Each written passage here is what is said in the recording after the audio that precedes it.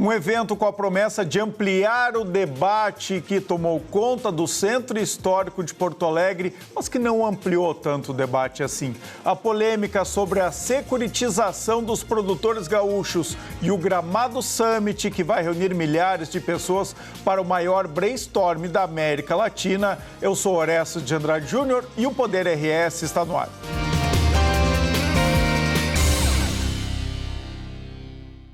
O Poder RS tem o apoio de BRDE, Crédito para Inovar e Desenvolver. O BRS em defesa da advocacia e da cidadania. EasyGen, com EasyGen economizar na conta de luz ficou mais fácil. Dush, a bebida zero álcool da Fante Bebidas. Sabor que conquista. Pensou em inovação, vem para Ubra. Chavin, restaurante de comida peruana que traz novos sabores para Porto Alegre. E Grupo PS, que está lançando o Marco Life Complex, um novo tempo no litoral norte, em Capão da Canoa. Vamos abrir o Poder RS de hoje com um recado já tradicional do Banco Regional de Desenvolvimento do Extremo Sul, o BRDE. Pode rodar.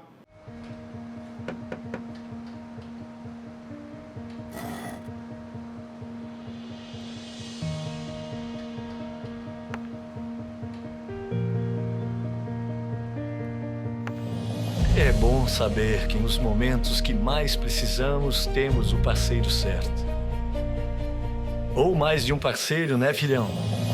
BRDE, o banco que está sempre um passo à frente, é o mesmo que está sempre ao seu lado. Agora, pessoal, quero começar o Poder RS de hoje chamando um editorial analisando a realização do Festival Fronteiras do Pensamento, que ocorreu na última sexta e no último sábado no Centro Histórico de Porto Alegre. Pode rodar. O Fronteiras do Pensamento deste ano resolveu fincar seus pés, ou melhor, suas cadeiras estofadas, na Praça da Matriz, no coração pulsante de Porto Alegre. Um endereço simbólico entre a Catedral, o Palácio Piratini e o Teatro São Pedro. Um triângulo mágico entre o poder, a fé e a cultura. Palmas para isso. A escolha do local foi um golaço estético, histórico e simbólico. Mas a beleza deste cenário não pode disfarçar as contradições do roteiro.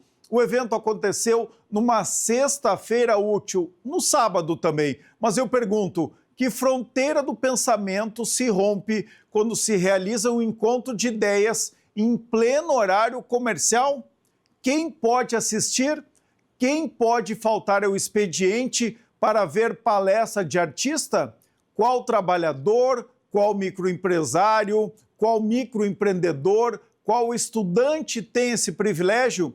O evento parece ter sido desenhado para aquela elite intelectual ou de carreira pública que já tem tempo, grana e status para circular entre cafés e auditórios. Agora vamos ao preço do ingresso, mostrando que o evento foi sim elitista. O mais barato era R$ 800, R$ 400 a meia entrada.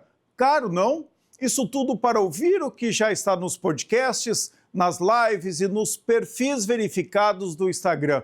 E o mais curioso, com dinheiro público envolvido. Sim, o governo do estado, por meio da LIC, Lei de Incentivo à Cultura, injeta verba no projeto. Muito dinheiro, ou seja, todos nós já estamos pagando, inclusive quem não pode assistir. Esses valores altíssimos deixaram dezenas de cadeiras vazias nas plateias das palestras. A nova versão do Fronteiras do Pensamento virou festival. Bonito por fora, mas um tanto vazio por dentro. Segundo o curador do Fronteiras, o filósofo e professor universitário Fernando Schiller, que é o intelectual de respeito, a ideia deste festival foi discutir a cultura brasileira. Pois bem, aqui vai meu questionamento. Sabem quem esteve pensando a cultura brasileira no palco do Fronteiras? Pedro Bial, Lázaro Ramos, Maria Ribeiro, Gilberto Gil, Gabeira, Peninha. Será que os nomes escalados são os melhores intérpretes do nosso tempo? São pensadores ou apenas figuras públicas com boa dicção? São produtores de ideias ou apenas transmissores de opinião? Senti falta dos grandes nomes que já passaram por ali e elevaram o nível do debate. Zygmunt Bauman, Yuval Harari, Mário Vargas Llosa, Steven Pinker e até mesmo Alain de Botton, entre tantos outros. Será que a atual edição honra esse legado? O fato é que faltou contraponto, faltou dissonância. O pensamento só cresce no conflito. Sem antagonismo, o debate vira missa, só que com um palco giratório e luz cênica. O conteúdo do atual Festival Fronteiras teve muito brilho mediático e pouca profundidade. Teve muito cura pelo afeto, pouco embate filosófico. Teve mais performance de Instagram do que provocação intelectual, mais misticismo afetivo do que ciência social. Em vez de provocar, afagaram. Em vez de questionar, afirmaram.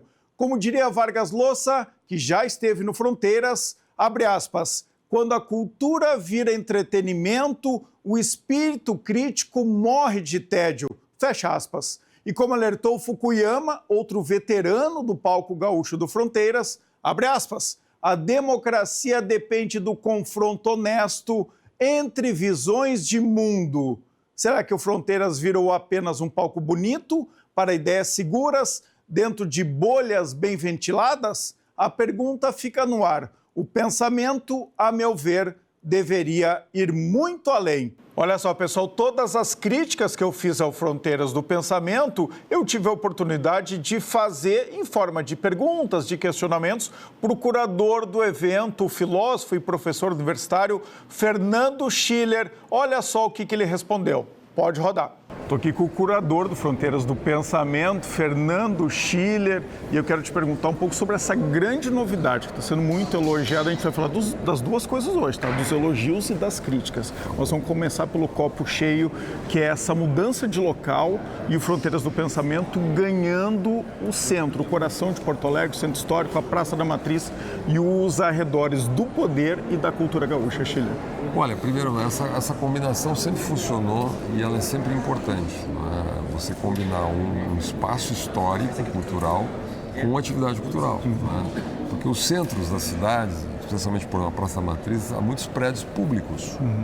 E o prédio público, por definição, ele não é um prédio que tem movimentação, não é uma zona residencial onde as pessoas circulam. Então você tem poucos serviços, restaurantes, né?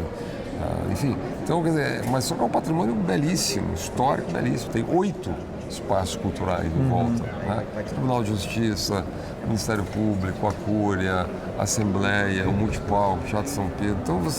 Então é muito lógico para a cidade você utilizar esse espaço, né, e trazer as pessoas. As pessoas vão olhar uma cidade que às vezes elas não se lembram direito, não conhecem direito, nunca prestaram atenção. É verdade. Num prédio modernista tem o Tribunal de Justiça, o Palácio da Justiça. Né, cada um tem uma característica. As pessoas esquecem, porque aquele monumento foi em 1913 inaugurado, lá no Júlio de Castilho, tem toda uma história isso.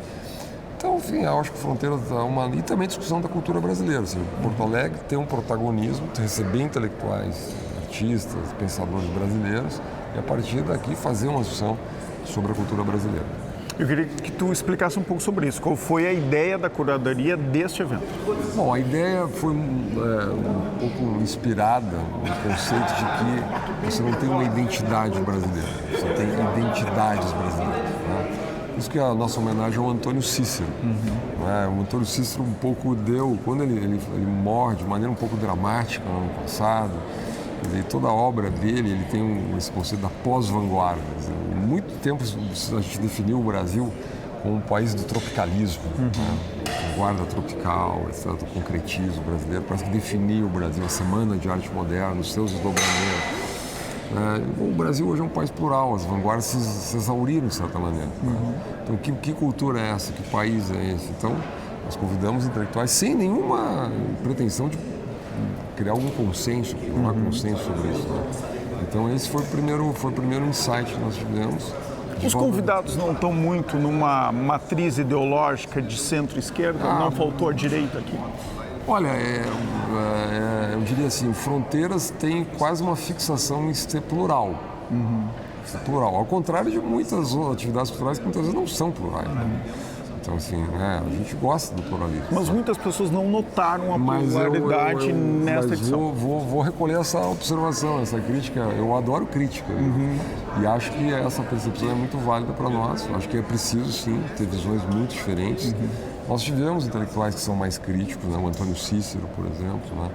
Nós tivemos que são críticos em relação a temas contemporâneos, assim, chamadas identidades, por exemplo, e outros temas, que é perfeitamente legítimo, né?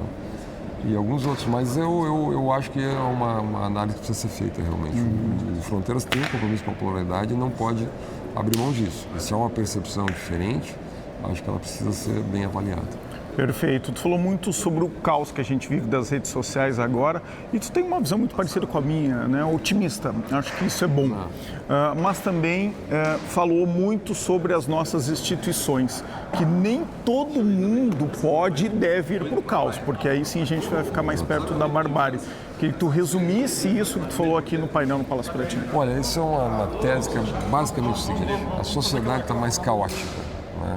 Está mais plural. Tem mais voz. Muita gente se incomoda com isso, porque houve uma troca de poder. Claro. Né? O Martin Bury, que é um autor que eu gosto muito, ele fala a revolta do público. Antigas elites, no fundo, foram desalojadas, perderam poder, elas tinham o monopólio da fala. Boa parte da mídia profissional, nos Estados Unidos chama de legacy media. Então, quer dizer, o cara, né, o New York Times, então, eu continuo lendo. Formadores de opinião. Os formadores de opinião. Quer dizer, isso era todo um sistema de hegemonia na sociedade. Isso foi quebrado. Não é que essas pessoas perderam inteiramente seu papel, elas continuam tendo seu papel, mas elas perderam muito da sua hegemonia, diferente. E eu acho ótimo isso. Eu também. É ótimo que a hegemonia da sociedade não esteja na mão de ninguém. Né? Agora, então, é óbvio, o mundo vai ser mais plural, mais divergente. Você tem que aceitar a divergência. Né? Então, não vamos voltar atrás. Esse mundo não vai mudar. Ou seja, a ideia de que nós vamos voltar ao mundo regulado por 5, 6, 7, 8 instituições, isso é uma loucura, isso não vai acontecer. Agora, o que eu tenho dito é que a contrapartida disso é que as instituições, especialmente instituições de Estado, elas têm que ser perfeitamente neutras e imparciais. Certo? Porque se elas tomarem partido nesse mundo caótico, elas vão gerar guerra, elas vão gerar toxina, elas vão fazer parte do processo. O judiciário não pode ser parte, o juiz não pode entrar em campo, né? Mesmo instituições de Estado não podem participar deste embate de uma sociedade plural aberta. Esse embate é positivo, mas ele pertence aos cidadãos. Porque todos pagam impostos, porque todos... Por exemplo, eu sou muito crítico, são órgãos de Estado se posicionando a favor das opiniões do governo contra cidadãos. O cidadão de oposição, ele paga o mesmo imposto do que o cidadão que está no governo, independente de quem é governo. Então, o Estado não pode tomar posição do ponto de vista de ideias, de opiniões. Esse é o ponto. Eu acho que o Brasil está escorregando um pouco nisso. Acho que, tomara que a gente aprenda. Eu sou otimista também. Por isso a gente fala sobre esses assuntos. Eu acho que esse é o nosso desafio. Duas outras críticas que apareceram nas redes sociais, de novo, não está no mainstream, não está nos grandes veículos, mas eu estou trazendo o que está nas redes sociais. A realização desse grande evento numa sexta-feira, um dia útil, onde a maioria das pessoas que estão produzindo, que estão trabalhando, não conseguem vir. Será que a gente não está, Schiller, falando muito para a bolha? E aí aproveita a segunda crítica, ingressos muito caros, apesar da gente ter o palco Arena aqui, que talvez seja o principal. E aí tem uma coisa interessante do Fronteiras do Pensamento, para quem veio como eu hoje aqui no sábado. Vários dos palestrantes, eles percorrem os diversos palcos, né? Porque muda um pouco o jeito de falar, mas eles estão disponíveis no palco gratuito, que é o Arena, né? Um deles, mas o principal, e nos outros que aí precisa de acesso. Eu sou o que defendo aqui as concessões privadas, né? Público-privadas, e para bancar um evento como esse precisa de dinheiro, né? Então, tanto de patrocinadores como de quem acessa. Mas eu queria que tu falasse sobre isso então. Sexta-feira, realizado num dia útil, por que não no sábado e no domingo, sendo mais acessível para a maioria das pessoas, e por que ainda um ingresso tão caro? Olha, interessante isso, é uma hipótese, né? Eu acho que fazer um sábado... Às vezes as pessoas têm um certo preconceito com o domingo, né? Parece que o domingo a gente não sai de casa, ou sei lá, né? Se recolhe um pouco, então não seria próprio para atividade cultural, né? Mas eu me lembro que a dona Eva fazia concertos aqui no Teatro São Pedro, domingos de manhã, e eram lotados os concertos, né? Então existe uma tradição, as pessoas vão no parque, as pessoas vão caminhar na Redenção, vão caminhar na Orla. Então o domingo é um espaço de convivência. Então eu concordo contigo, eu acho que Se nós fizéssemos o festival no domingo, teria uma grande audiência. É uma hipótese. Eu acho que esse primeiro festival é exatamente, eu estou chamando de um ensaio, é um grande ensaio. Agora, evidentemente, vai ter que ajustar aí os detalhes, inclusive de valores, eu acho que sim, né? Eu acho que tem que aumentar o número de atrações gratuitas, ou seja, inclusive de ofertas culturais, cafés, lançamentos de livros, livrarias, serviços culturais mais diversos, experiências culturais, shows abertos. Então, são correções aí que vão sendo feitas. Agora, essa experiência que já deu certo, né? Assim, essa ocupação de espaço, ela está garantida para ocorrer já no ano que vem? Dessa mesma forma? Garantida não necessariamente, mas a ideia é, a partir daqui, fazer uma avaliação, né? E aí avaliar se ele vai ser um festival anual ou um festival bienal, né, cada 2 anos. Mas a perspectiva, pelo sucesso que está sendo, é que o festival continue. E também recuperar um pouco aquilo que foi a marca do Fronteiras do Pensamento, que é trazer grandes nomes do pensamento mundial, né? E que agora nesse formato festival não teve e faz parte. Isso. Dá para aliar as duas coisas? Pode, eu acho que há espaço para trazer alguns nomes, digamos assim, do exterior, né? Mas este festival foi pensado para pensadores, artistas, intelectuais, etc., brasileiros. O Fronteiras, durante 20 anos, trouxe talvez, assim, foram mais de 300 convidados internacionais, mais de 20 prêmios Nobel. Nós tivemos Tom Wolfe em Porto Alegre. Os grandes pensadores passaram por aqui. Passaram por aqui, tá certo? Margaret Lagaviosa fez a primeira conferência pública depois do Nobel de Literatura aqui. David Lynch, que fez um filme em Porto Alegre, com Fronteiras, né? Então, assim, tem um histórico nisso, que era no sentido de aproximar a intelectualidade global de Porto Alegre, mas também depois de São Paulo, né? São Paulo mais cosmopolita, maior. Mas, enfim, esse era a ideia de convidar pensadores brasileiros. Mas daqui a pouco nós podemos migrar para um modelo de diálogo. Nós tivemos o Miyakoto, que eu acho que já foi uma abertura nesse sentido. Eu acho que a tendência é a gente ampliar a interlocução. Por que não convidar, por exemplo, intelectuais da América Latina, por exemplo? Tem uma característica próxima, Argentina, Chile, Uruguai. Então a gente não conhece intelectuais. Então acho que vai ter evoluções aí. A gente é próximo culturalmente, mas não tanto dos pensadores, né? Argentinos, uruguaios. Nós temos mais proximidade intelectual, às vezes, com a França, com os Estados Unidos, do que com a Argentina, Chile. Então acho que tem um caminho por aí. Beleza. Só para explicar aqui que eu estou da mesma altura do Fernando Schiller, porque eu estou num degrau. Pode mostrar aqui, tá, Gabriela? Porque o Fernando Schiller é muito mais alto do que eu. Obrigado, eu vou te esperar agora lá no nosso estúdio do Multi-RS, ali na Ubrancanossa. Obrigado. Parabéns pelo trabalho de vocês. Imagina. Um abraço, valeu. No Fronteiras do Pensamento, eu também conversei com o presidente do STF, o Superior Tribunal Federal, o ministro Luiz Roberto Barroso. Olha só a entrevista exclusiva aqui para o Poder RS.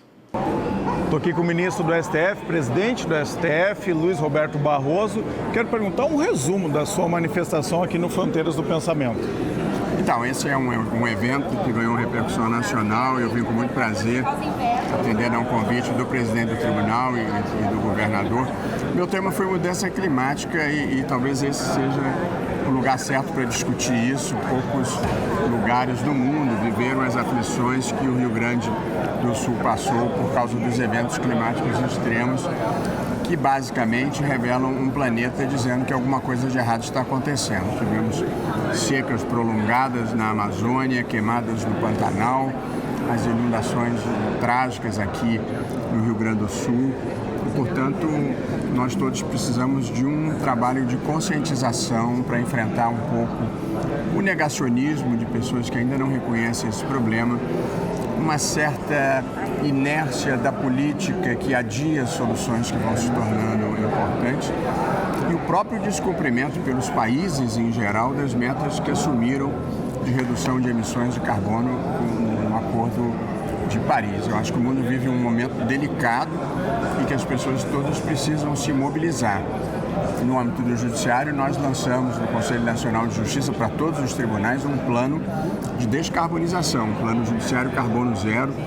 Todos os tribunais têm um prazo para fazer um inventário das emissões de carbono, ter um programa de redução das emissões e de compensação das que não possam reduzir.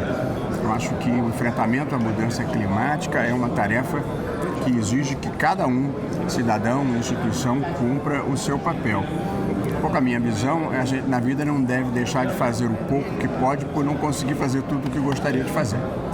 O senhor tem defendido muito a aproximação do STF com a população brasileira, né? Defendido decisões judiciais mais simples de serem entendidas pela população, tem colocado o tema da inteligência artificial muito no centro do debate. Qual a importância de um evento como esses no meio da praça aqui no Centro Histórico de Porto Alegre, ministro?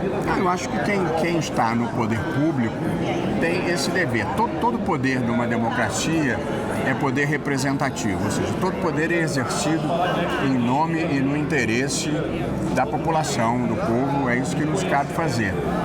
E a capacidade de comunicação com a sociedade é muito importante. Às vezes a sociedade não compreende o que está sendo feito e, por não compreender, tem uma posição negativa ou crítica. Como eu não tenho nada para esconder, eu procuro ser o mais transparente possível e tenho me empenhado. O judiciário tem uma linguagem um pouco hermética, um pouco barroca, e eu tenho um pacto pela linguagem simples para que as pessoas possam falar de uma maneira simples e que a sociedade entenda. Falar de uma maneira simples é com sujeito, verbo, predicado, sem palavras desnecessariamente difíceis. Para encerrar, que o STF está no centro do debate no Brasil, e essa é uma postura, por exemplo, que o Fernando Schiller diz que as entidades, no meio do caos das redes sociais, que as instituições devem se manter de uma forma mais moderada. O que o senhor pensa sobre isso? Desde Aristóteles, a moderação é uma boa recomendação na vida. Agora, o Supremo Tribunal Federal brasileiro, por uma circunstância da Constituição brasileira que é muito abrangente, decide quase tudo de relevante que acontece na vida brasileira. E é provocado para isso. É provocado para isso e, geralmente, o Supremo é provocado pelos partidos políticos. E o Supremo, sobretudo em ações diretas, ele não tem a possibilidade de dizer isso aqui é muito difícil, eu não vou decidir, isso aqui vai me trazer animosidade, eu não vou decidir, ou isso aqui não tem lei, eu não vou decidir. As matérias chegam e nós temos que decidir à luz da Constituição. O juiz não deve ter vontade própria, embora haja as subjetividades da interpretação. Mas nas questões mais divisivas da sociedade brasileira que chegam ao Supremo, a gente decide porque tem que decidir e tem sempre alguém que fica desagradado. Se você decide a favor das comunidades indígenas, o agronegócio vocaliza insatisfação. Se você decide em favor do agronegócio, as comunidades indígenas vocalizam. Se você decide a favor do governo numa questão tributária, os tributaristas, o contribuinte reclama. Se você decide a favor do contribuinte, o governo diz que vai comprometer a situação fiscal. Ou seja, desagradar faz parte da atuação do judiciário. E se tem uma forma na vida de você desagradar, não agradar ninguém, é querer agradar todo mundo. A gente cumpre a Constituição e convive com naturalidade com as críticas que fazem parte da vida. As decisões monocráticas não são as que causam as maiores polêmicas? Não. O problema é que o Supremo tem uma competência criminal que é muito desgastante. E é nas ações penais, nas ações criminais, que tem as decisões monocráticas que desagradam a população. Ou agradam alguns e desagradam outros. Nas questões constitucionais, o Supremo não decide monocraticamente, decide sempre em plenário, como deve ser. De modo que o problema é uma competência criminal muito ampla que eu pessoalmente sempre fui contrário. Para encerrar, o senhor está otimista com o Brasil? Olha, eu dou aula para estudantes do primeiro período de faculdade. Quem dá aula para jovens não pode ser pessimista. Eu tenho uma visão construtiva da vida e realista. Portanto, como falei hoje, eu gosto de olhar a parte do copo que está cheia e a parte do copo que está vazio. A gente na vida deve ser crítico do que está errado para empurrar a história na direção certa, mas deve ter olhos também para o que é bom, para não ficar amargo e viver com alegria. Eu procuro fazer as duas coisas. Obrigado. Prazer em falar com você. Valeu. O ABRS alerta: cuidado com os golpistas que se passam por advogados. Jamais realize qualquer tipo de pagamento ao ser contatado sobre o seu processo judicial antes de falar pessoalmente com o seu advogado ou advogada. Se você foi vítima de golpe, registre imediatamente um boletim de ocorrência na polícia. Acesse o site abrs.org.br e as redes sociais pelo @OABRS para saber como se prevenir. A melhor palestra de todas do Festival Fronteiras do Pensamento foi do filósofo e economista Eduardo Gianetti. Ele lançou aqui em Porto Alegre o seu último livro, Imortalidades. Olha um resumo do que eu conversei com ele. Filósofo Eduardo Gianetti, autor de vários livros, alguns que mudaram a minha vida, como Auto Engano, Felicidade, e agora está lançando Imortalidades, que eu ainda não li, pouca gente leu, estou comprando aqui no Festival Fronteiras do Pensamento. Quero um resumo desse livro, então, Gianetti. Então, o livro está sendo lançado aqui em Porto Alegre, é o primeiro lançamento que eu estou fazendo, e o tema fundamental do livro é o anseio humano de perenidade. Como é que o ser humano busca projetar a sua existência para além da sua finitude. E o ser humano busca isso de 4 maneiras fundamentais. Prolongando a sua vida, no limite vivendo para sempre, acreditando numa existência após a morte, uma vida futura após a morte. Todas as religiões apostam nessa possibilidade. Em terceiro lugar, legado. Esperança de deixar uma memória nas gerações futuras para que as pessoas se lembrem da sua existência e reconheçam o valor da sua existência. E, por fim, o presente absoluto. Viver momentos eternos, eternidades de segundos, no êxtase místico, amoroso, em alguma experiência que te dê contato com uma dimensão para além do tempo e do espaço. Que não são nas redes sociais. Certamente não são nas redes sociais. Não, certamente não. Quem sou eu para dizer certamente? Duvido muito que as redes sociais façam isso. Eu vi tua palestra aqui, que foi incrível. Eu quero aproveitar. Infelizmente, a organização me deu pouco tempo aqui para conversar contigo. A agenda é grande no Fronteiras do Pensamento. Eu queria que tu falasse um pouco do Fernando Pessoa. Como é que ele dedicou uma vida inteira sacrificando sua própria vida terrena para ganhar a imortalidade, que eu achei um exemplo muito curioso do que tu falou hoje na tua palestra. Então, tem uma biografia do Richard Zenit, que é monumental, que conta em detalhe a expectativa que o Fernando Pessoa alimentou durante toda a sua vida de que ele deixaria um legado imortal. A maneira de se imortalizar, no caso dele, foi pela obra.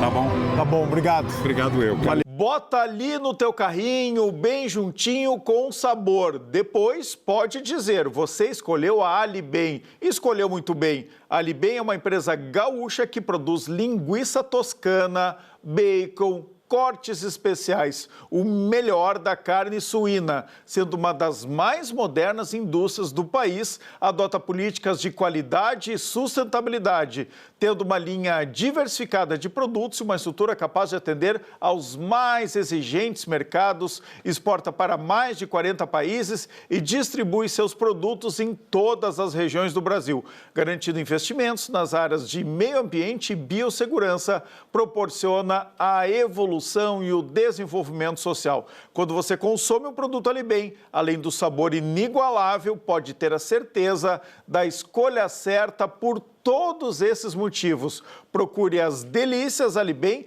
nos melhores supermercados, bota no seu carrinho e aproveita o melhor da carne suína Alibem, bem juntinho de você. O Poder RS faz um brevíssimo intervalo para a BRDE, Crédito para Inovar e Desenvolver, o ABRS em defesa da advocacia e da cidadania. Já voltamos.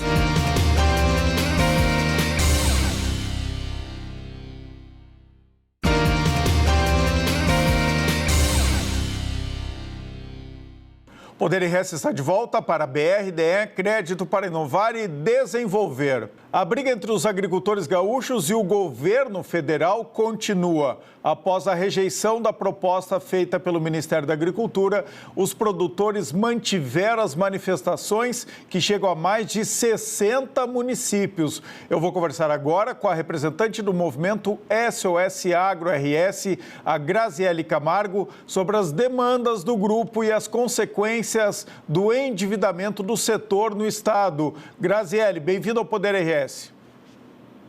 Olá, muito boa tarde. Obrigada pelo espaço. O que nós precisamos nesse momento é que o governo federal entenda que muitos produtores vão ficar de fora dessa resolução e a gente precisa realmente salvar não só o agricultor, mas também salvar a agricultura e o futuro do Rio Grande do Sul. Por esse motivo, nós precisamos resolver o passivo, o endividamento de todos esses produtores que não entraram na resolução de quinta-feira. Resume para nós qual foi essa resolução e quem é que ficou de fora. A resolução 5.220, né, que foi apresentada na quinta-feira tardinha, ela permite com que os produtores que tenham algumas dívidas com recursos controlados, subsidiados pelo governo e que não tenham recebido algum tipo de seguro, que eles possam prorrogar por 3 anos. O que todos os produtores precisam é da securitização, que é transformar as nossas dívidas, todas que tem dentro e fora do sistema financeiro, em uma dívida só, prolongando por 20 anos, com 2 anos de carência e com um juro mais barato do que o mercado.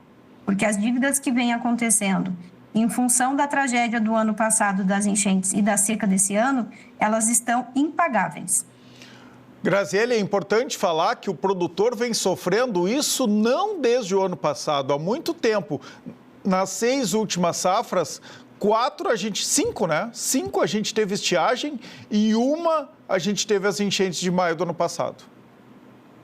Isso, o que vem acontecendo no setor é em função dos eventos climáticos, né, das frustrações de safras. Nós temos 4 secas passadas e temos uma grande enchente que, em alguns locais, essa enchente aconteceu 3 vezes num período de 12 meses. E esse ano, mais uma estiagem. Então, o que a gente precisa realmente é de uma solução definitiva para todas essas dívidas e, após isso, a gente vai tratar as soluções a longo prazo para poder mitigar os efeitos, né, dessas intempéries climáticas.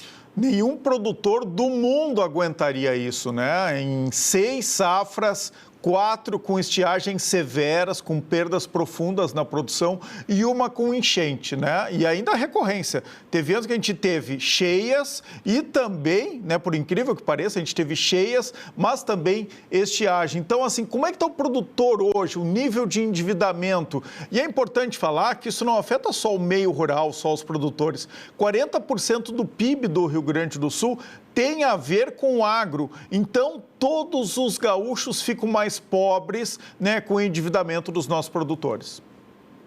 Nesse momento, eu estou aqui na mobilização, né, de São Cepé, que é a região que eu sou produtora rural, onde os protestos continuam também em muitos pontos no Rio Grande do Sul, e aqui é um deles. Os produtores estão realmente desesperados, estão pedindo socorro, pedindo para que o governo reavalie a resolução, para que o governo realmente dê esse prazo necessário, essa prorrogação para todos os produtores, até que a securitização aconteça. A única saída para poder salvar não somente o agricultor, como eu falei no começo, mas salvar realmente a economia do Rio Grande do Sul é através da securitização.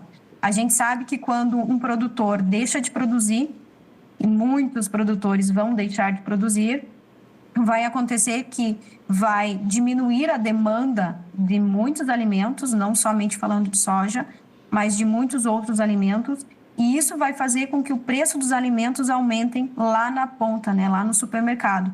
E, infelizmente, quem vai pagar junto com os produtores toda essa conta vai ser toda a população.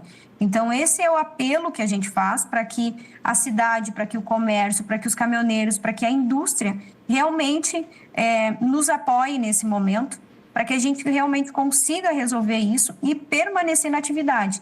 E dessa forma, nós entendemos que nós podemos contribuir e muito para a reconstrução do Rio Grande do Sul, que começa pela economia.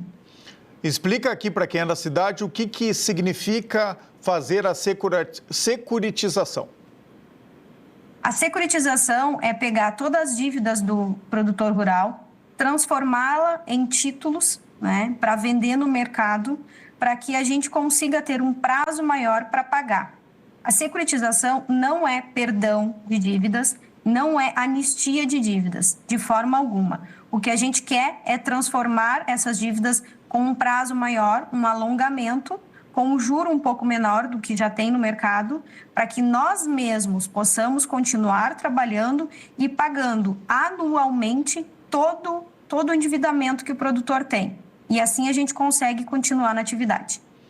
Importante, né, falar sobre isso, né? Os produtores gaúchos não estão pedindo perdão das suas dívidas. Eles querem pagar com um prazo maior. Imagina, né? Se em 6 anos o produtor não conseguiu colher ou conseguiu colher uma pequena parte da sua produção, não tem como, né, ter recurso agora para fazer esse pagamento. E pior do que isso, não consegue crédito, dinheiro para fazer o próximo plantio. Então, isso é que se agrava e é isso que os produtores estão muito desesperados, que chega a um nível de desespero, Grazi.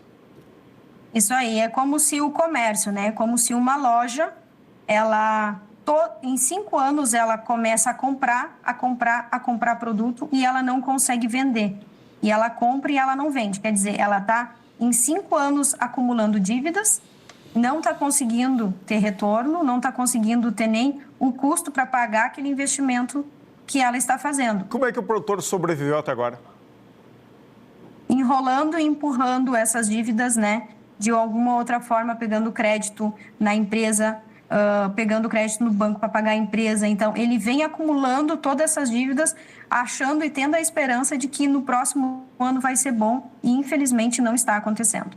Tem muitos produtores que, inclusive, já foram embora aqui do estado, né? Foram produzir no centro-oeste do país, que aí tem uma condição climática mais estável. Mas é preciso ajudar os produtores que continuam aqui no estado, apostando na nossa economia. Quem mais sofre são os pequenos e médios produtores, Graziele. Eu queria que tu falasse um pouco sobre isso, porque quando esse pequeno e médio produtor não consegue pagar o banco, né, ele tem que entregar trator, as suas máquinas, o seu veículo, inclusive a própria terra. Isso depois acaba indo para a mão dos grandes produtores, que aí sim tem um fôlego maior, né, tem mais capital guardado, então tem uma concentração de renda no agro quando esse auxílio do governo não vem.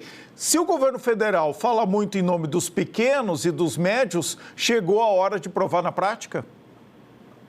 Isso aí, na verdade a gente fala, né, que vamos ter um problema, e já estamos tendo, social muito grande. Infelizmente, os pequenos produtores que já estão sem capacidade de continuar, eles não têm mais capacidade de pagamento. O que significa? Ele não tem mais como adquirir recurso no banco por causa das suas dívidas.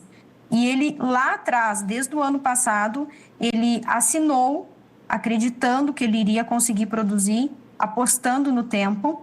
Ele assinou contratos de renegociações com alienação fiduciária, com garantia de hipoteca, seja de terra, de casa, de propriedade ou de maquinário. E agora, como ele não está conseguindo honrar com esses compromissos, ele vai perder. Então, infelizmente, os produtores que estão mais estabilizados, eles vão conseguir captar a propriedade, eles vão conseguir captar o espaço de plantio desse produtor. E nós vamos ter muitos, milhares de produtores que vão perder, né, tudo aquilo que construíram ao longo do tempo para aqueles produtores que têm mais estabilidade. Isso vai dar um problema social gigantesco no Rio Grande do Sul. Só o ano passado nós já tivemos mais de 500 mil pessoas que foram embora. Aqui eu não estou falando somente dos produtores, mas isso significa que a gente realmente precisa olhar com muita atenção. O governo federal precisa realmente estender a mão, né, mais um pouco para o Rio Grande do Sul, para que a gente possa permanecer com o nosso estado em pé. Perfeito. Graziele Camargo, do Movimento SOS Agro Rio Grande do Sul, fala lá de São Cepé, está mobilizada, assim como a maioria dos produtores gaúchos, conta sempre com o espaço aqui. A gente vai continuar acompanhando a semana toda até ter essa solução para os produtores gaúchos e para todos nós, para o bem da economia do Rio Grande do Sul. Muito obrigada, gente, pelo espaço, né? E a gente realmente precisa mostrar a nossa situação e a nossa verdadeira realidade que estamos passando. A gente precisa do apoio de vocês e do apoio de toda a população. Força aí, Graziele. Até mais. Obrigada.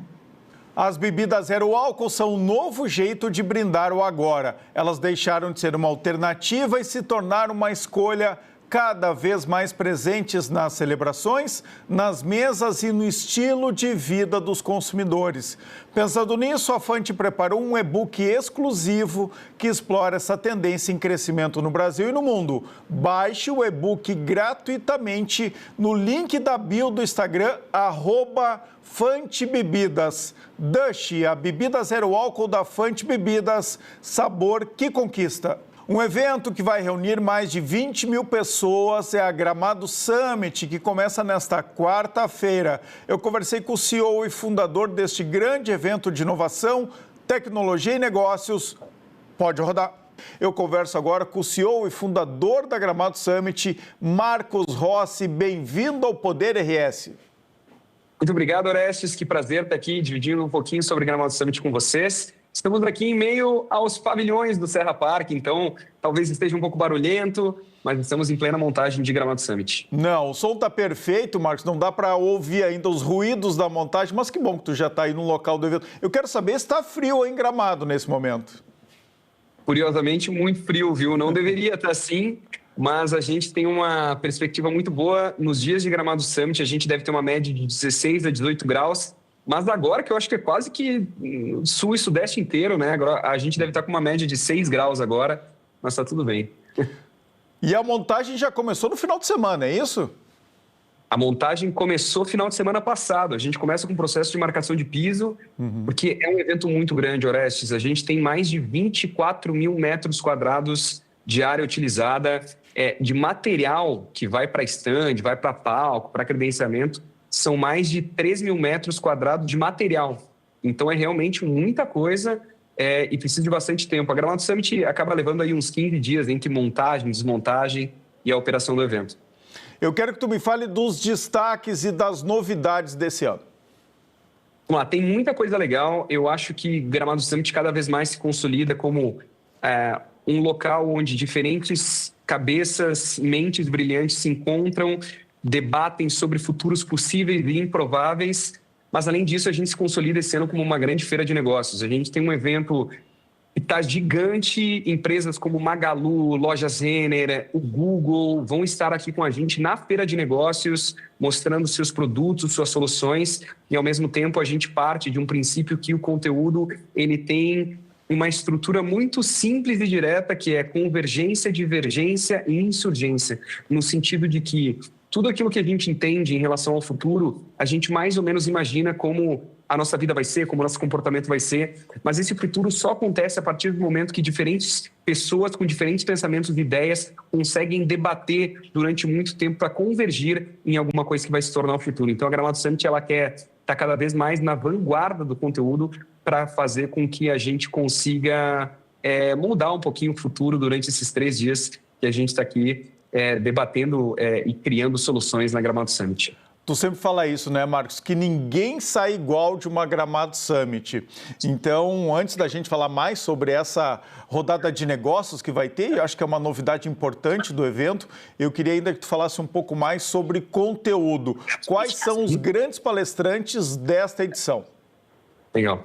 É difícil, viu, Orestes? Porque cada um tem uma escolha em relação a um tema que a gente está abordando. A Gramado Summit hoje, no palco principal, claro, tem celebridades muito conhecidas, como Rodrigo Faro, Luiz Helena Trajano, a Kátia Damasceno, que é uma sexóloga que viralizou nas redes sociais. Tem o Naldo Beni, que todo mundo conheceu ali em meados de 2010. E eu acho que isso é muito legal, que a gente se dá quase que uma licença poética, no sentido de entender que tudo é inovação e que quanto mais aberta for essa inovação, melhor, porque a inovação ela não pode fazer parte de um pequeno grupo de empreendedores. A inovação ela tem que chegar aos 4 cantos desse país e a gente tem que lembrar que 90% da economia desse país é formada de micro e pequenos empreendedores. Então, a gente monta um conteúdo onde esse conteúdo ele vai impactar o dono de uma lojinha, a dona de um mercadinho, e eu acho que isso que faz a Gramado Summit ser muito, muito singular. Então, eu diria que os nomes mais conhecidos, talvez, seria Rodrigo Faro, Marco Túlio do JQuest, mas é um evento que tem muita gente legal. Eu queria fazer uma menção aqui ao André Fatala, que é o vice-presidente de tecnologia da Magalu. A Magalu, a maior varejista do país, ela vem passando por uma transformação digital muito interessante. E a pessoa que propôs toda essa revolução digital, que é o André Fatala, vai estar aqui compartilhando um pouquinho como que uma gigante do varejo hoje oferece serviços e soluções para outros empreendedores numa era digital. Legal, Marcos. Mas sobre os palestrantes, ainda teve uma polêmica sobre um deles, o Naldo Bene, que tu acabou de citar aqui. Na verdade, não tanto, né? Eu estava olhando aqui os comentários na postagem que tem da própria Gramado Summit, a gente tem ali 15 comentários, né? Às vezes a gente se assusta um pouco, né? Com essa onda digital. Tá todo mundo criticando, eu não sou um jornalista que faz isso. Não, tem meia dúzia de pessoas que estão criticando. Mas eu queria tirar a oportunidade de explicar por que Naldo Bene, que é relacionado a várias polêmicas, inclusive de bater na ex-esposa. Por que vocês estão levando ele para a Gramado Summit? Vamos lá, eu acho que são coisas completamente diferentes, assim, Orestes, no sentido de que quando a gente trabalha com diferentes grupos de curadoria a nível de Brasil, e quando veio a proposta da gente trazer o Naldo Bene, a gente não se envolve dentro das polêmicas como um todo. Claro que a gente sabe que todo mundo que está muito em exposição, tem uma série de histórias, a gente tenta ver se aquelas histórias, de fato, elas precedem ou não precedem e entender em que momento que a gente está. A questão do Naldo, ela foi... dentro de uma das linhas de curadoria, foi mais no sentido de que o mundo... A indústria musical ela mudou muito nos últimos anos e ela mudou tanto que hoje a gente tem o funk brasileiro como talvez o estilo musical mais disputado no Brasil. E essa mudança ela começou lá em 2010 com o Naldo Bene, né? É difícil a gente explicar tudo o que ele representou para a música lá em meados de 2010. Ele é antecessor à Anitta. Então, quando ele se coloca numa era digital anos mais tarde, ele descobre que muitas daquelas falas para uma nova geração pareciam impossíveis. Então, ele descobre como quebrar a internet sendo um grande meme. Agora ele vem para um outro momento novamente. Claro que a questão das polêmicas em si, Orestes, eu não tenho nem propriedade para falar sobre elas, mas dentro daquilo que a gente tem em relação à curadoria, fazia muito sentido até então. Agora, sobre polêmicas e acusações, aí é um assunto que eu prefiro não entrar, porque eu vou estar falando por outras pessoas. Mas, enfim, o que eu te falei, cara, ele é um cara que dominou a internet nos últimos anos e ele agora vem com um novo reposicionamento em relação à indústria musical. A palestra mais legal que eu vi esse ano sobre inovação foi do Gil Giardelli. Certamente tu conhece ele tem uma palestra muito provocativa sobre inteligência artificial. Por que ele não vai estar na Gramado Summit desse ano? Olha, são mais de 300 palestrantes, tá, Orestes? Eu hoje faço parte de um evento que eu não consigo mais tomar todas as decisões sozinhos. Então, a gente tem um comitê curador que vai tentando entender em que momento a gente está. E a questão de inteligência artificial faz parte da Gramado Summit. Eu não sei se eu conheço ele pessoalmente, mas, cara, ele não entrou na questão de curadoria. Assim, nesse momento, eu acho que outros assuntos eles são mais interessantes. Um deles, até que eu acho que vale muito a pena a gente citar aqui, a gente vai ter os principais executivos do Google falando no palco da Gramado Summit sobre as soluções. E o Google é uma empresa que, há menos de 2 semanas atrás, fez uma série de lançamentos voltados para a inteligência artificial. Então, talvez seja isso. Não tenho a melhor resposta, mas eu acho que, cara, a gente tem feito um trabalho de curadoria muito legal. Quem vier aqui vai realmente se surpreender com o conteúdo que a gente está colocando de pé. Eu te provoco muito sobre isso, porque tu elevou a régua de uma maneira na Gramado Summit lá de Punta del Este, né, que eu já falei aqui no Poder RS, que eu quase não consegui fazer o Poder RS, porque assim, eu fiquei, né, sempre ali fixado em cada uma das palestras, né, que foram, só fiquei em um palco, lá tinham 2 palcos, né, o palco convergente e o divergente, é isso? Me corri se eu estiver errado. Isso, isso, né, eu fiquei acho que só no convergente. E era todo o conteúdo assim muito bem pensado, com novidades, porque quem frequenta os summits da vida aí, Marcos, tu é um deles, eu também, a gente tem assim nomes que são figurinha carimbada em todos esses eventos, né? Que a gente encontra em todos e aí o conteúdo é um pouco parecido. Então estou sempre buscando novidades, aquilo que eu nunca vi. E lá em Punta, Gramado Summit conseguiu levar muita novidade, ou palestras, por exemplo, do Piangers, né? Com uma outra pegada, aí com conteúdo diferente. Então assim, A culpa é tua, tá? Tu elevou a régua de uma maneira que eu tô com essa expectativa pro Gramado Summit, que é o grande evento mãe de todos, né? Aqui em Gramado, já tô com a mala pronta para estar aí durante os 3 dias do evento. Então, por isso que eu te pergunto muito sobre essas novidades, porque assim, eu também tô um pouco cansado de ver lá. Sempre os patrocinadores botam, né, os seus palestrantes para dentro do evento. Sempre são os mesmos nomes que eu encontro em outros lugares. Por isso que eu tô buscando novidades. E o Gil Giardelli foi um desses, assim. Neste ano, e desde o ano passado, desde a Gramado Summit de Punta, foi quem mais me impressionou com um conteúdo novo. E eu tenho certeza que essa é uma obsessão tua. Então, de novo, quem é que tu indica para quem está indo para a Gramado Summit, né? Olha, esses não pode perder. Tu já falou alguns aqui que para mim são novidade. Ter uma sexóloga no palco principal é, no mínimo, diferente, né? Certamente é interessante. O Rodrigo Faro também, né? Tem uma baita história de vida como comunicador, como alguém que vive, né? Mesmo vive o sucesso, já teve no fracasso também. Certamente vai ser algo interessante. Eu até queria, Orestes, te trazer uma novidade muito legal. Então, os mesmos curadores do palco Convergente e Divergente de Punta del Este são os curadores da Gramado Summit Brasil. Boa.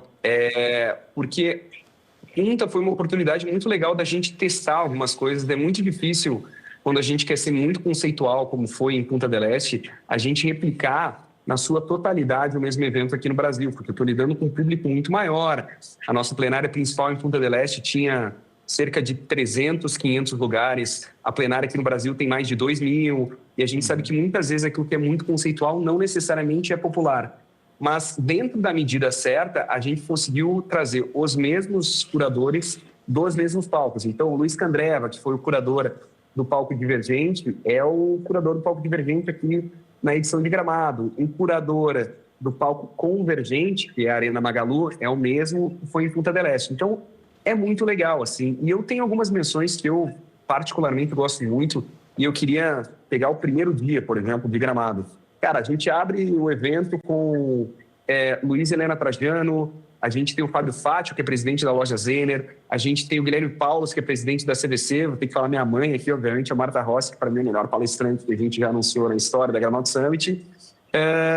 E a gente tem, tanta gente, e Orestes, uma coisa que eu tenho que cuidar muito é quem eu vou indicar para que a pessoa não possa perder, porque eu não posso colocar meu gosto pessoal ao mesmo tempo que eu não posso dar preferência para um palestrante ou outro. O que eu posso dizer é que quando tu pega alguns cases como a Bia Guarese, que é CEO do Beats to Brands, que é um canal de marketing incrível, cara, tu tem um conteúdo que tu normalmente não encontra nos outros eventos. E que talvez ele só se torne popular porque a gente faz um mix muito interessante na lógica da construção de conteúdo.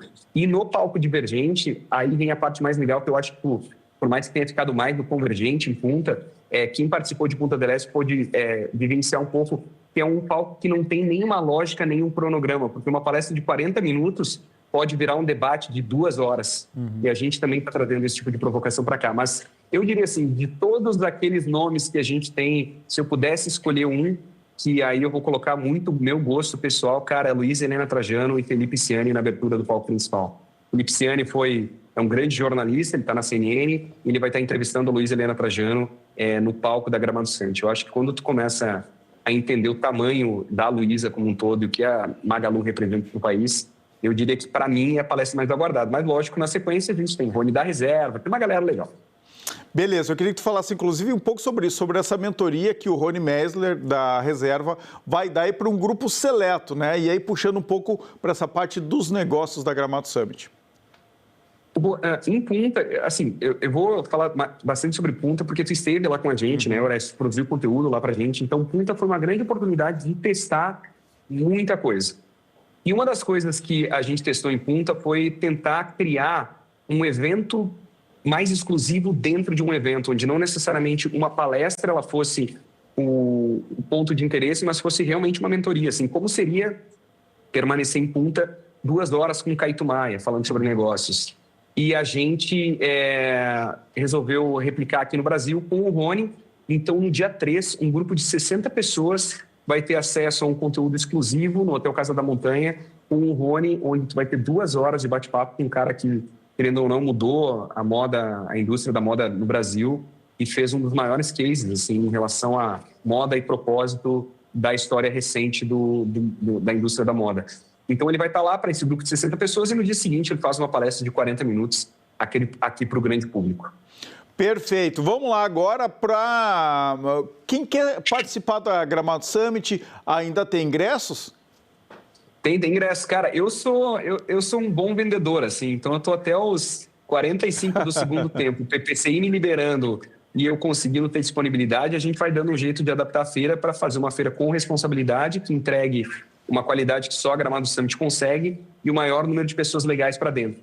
E a gente vai continuar vendendo até provavelmente 2 dias antes do evento acontecer. Aí depois os ingressos eles só são disponibilizados aqui. Mas é só acessar gramadosummit.com, lá tem toda a programação, tem todos os palestrantes. E como eu disse, olha, são mais de 7 palcos de conteúdo, mais de 300 palestrantes, 70% do público vem de fora do estado do Rio Grande do Sul.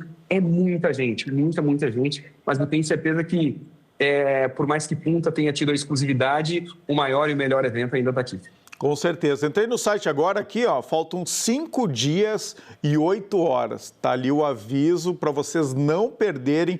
Vale muito a pena. Aliás, o site está muito bem feito, muito intuitivo, né, com os principais nomes que tu tem um pouco de cuidado aqui, né, de falar, porque é como escolher filho, né, Marcos? Né, palestrante que a gente gosta tanto, mas acho que tu deu um bom roteiro. Agora, entrem no site aqui, que a curadoria do evento já ajudou todo mundo, certo? Tem aqui as principais palestras, os destaques, os nomes mais conhecidos. Mas o legal do Gramado Summit é procurar também as novidades, também em outros palcos, né, em palcos menores, e o networking, né, encontrar gente do Brasil inteiro que está com o mesmo propósito, se desenvolver pessoalmente e profissionalmente. Acho que é isso, né? Acho que a gente fala muito em ecossistema, já virou um chavão, mas é esse ecossistema que vai além da inovação, é do bem-estar pessoal e profissional. Para isso, a Gramado Summit é mais do que um evento de inovação, tem mais a ver com bem-estar.